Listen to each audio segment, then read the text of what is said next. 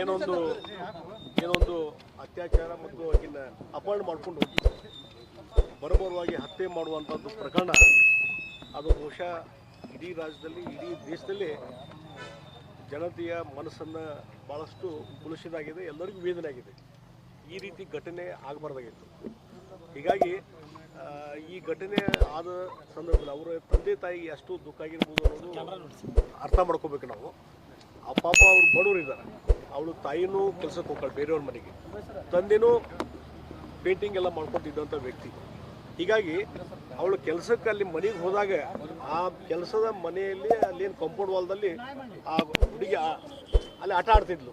ಆಟ ಆಡುವಂಥ ಸಂದರ್ಭದಲ್ಲಿ ಅಲ್ಲಿ ಆ ಹುಡುಗಿನ ಎತ್ಕೊಂಡು ಹೋಗಿ ಇವತ್ತು ಈ ರೀತಿ ಅತ್ಯಾಚಾರ ಮತ್ತು ಬರಬರವಾಗಿ ಹತ್ಯೆ ಮಾಡುವಂಥದ್ದು ಏನದಲ್ಲ, ಬಹುಶಃ ಇದು ರಾಕ್ಷಸಿ ಕೃತಿ ಅಂತ ನಾನು ಹೇಳ್ತೀನಿ. ಈ ಹಿನ್ನೆಲೆಯಲ್ಲಿ ಪೊಲೀಸರಿಗೂ ಅವತ್ತು ನಾನು ಕೆಲವು ಹಿರಿಯ ಅಧಿಕಾರಿಗಳ ಜೊತೆ ಮಾತಾಡಿದೆ. ನಾನು ಇಲ್ಲ ಇಮಿಡಿಯೇಟ್ಲಿ ಆ್ಯಕ್ಷನ್ ತೊಗೊತಿದ್ದೀವಿ ಅನ್ನುವಂಥ ಮಾತನ್ನು ಅವ್ರು ಹೇಳಿದರು.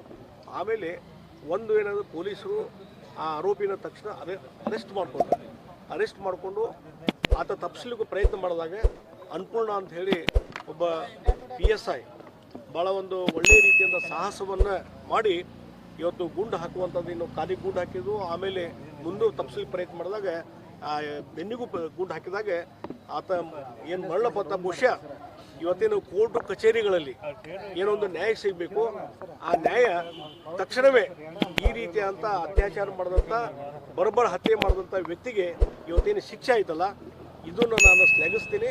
ಮತ್ತು ಈ ರೀತಿ ಸಾಹಸ ಮಾಡಿದಂಥ PSI ಅನ್ಪೂರ್ಣ ಅವಳಿಗೆ ನಾನು ಅಭಿನಂದನೆಗಳು ಸಲ್ಲಿಸ್ತೀನಿ.